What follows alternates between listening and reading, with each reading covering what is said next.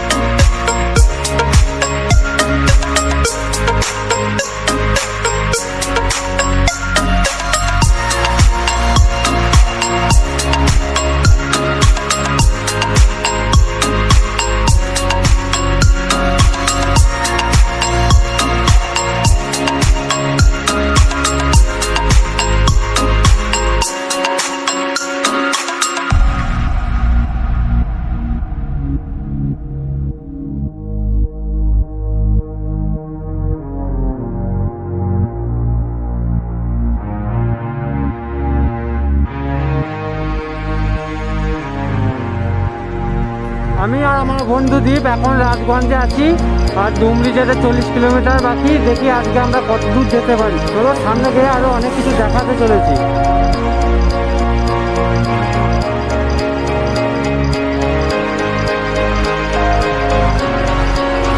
রাজগঞ্জে দু একটা ছোট ছোট পাহাড় দেখতে পাওয়া যায়। চলো আমি তোমাদেরকে গিয়ে দেখাতে চলেছি।